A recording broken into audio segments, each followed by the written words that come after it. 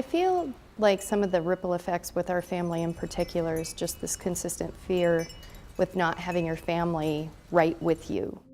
My name is Connie Sanders, and my dad was the teacher killed at Columbine.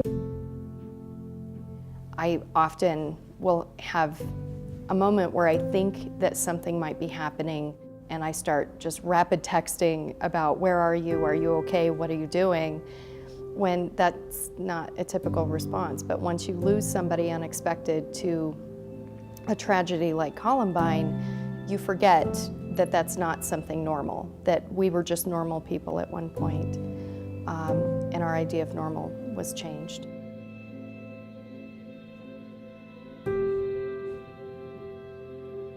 My dad saved hundreds of kids. He was outside and he saw what was happening and ran into the cafeteria and jumped up on the tables and told everybody to get down and move out.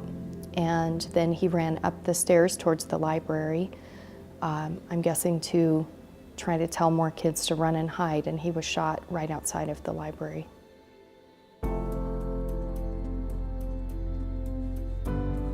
It wasn't until about 7 years after I was driving on the highway, and all of a sudden I just felt this, I can't even describe it, like this intense sadness, anger. It was like this explosion, and I still don't know what happened. And I pulled over on the side of C-470 and got out of my car and sat in the ditch. I broke. I drove home and I just sat in the driveway. It was like I felt everything over 7 years in one moment. It wasn't until 7 years after that I needed therapy. I didn't think I needed it because I didn't feel anything. That was the problem. When we experience a significant trauma, it breaks us, and suddenly we don't really feel anything.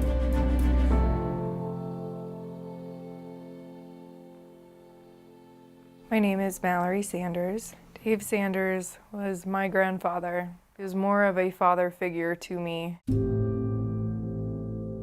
My name is Amber Sanders. I lost my grandfather. I lost a big piece of everybody around me. They will say, well, it's been, how many years, just let it go. Or, how did this affect you? You were just a baby. When the Columbine shooting happened, I was 7 years old. Nobody understands the long-term effect of growing up around it.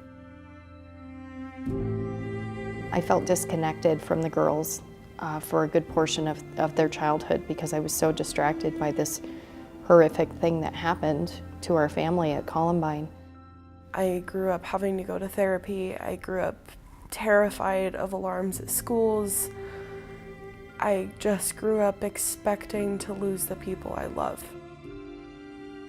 Knowing that he wasn't going to come back was hard. But I didn't always show how I felt because I wanted to be there for my family. She loved Grandpa.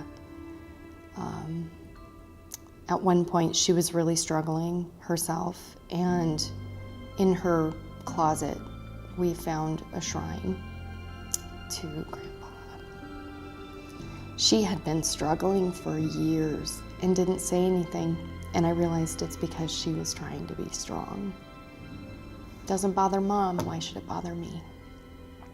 She didn't know that I was in therapy. She didn't know how my heart was broken because I was trying to be strong for my kids. And I can tell you the one thing that parents can do, be weak. Be weak in front of your kids. Let them know that it's okay to break, that it's okay to need therapy, that it's okay to be sad, and it's okay to seek support, because if you don't, they don't.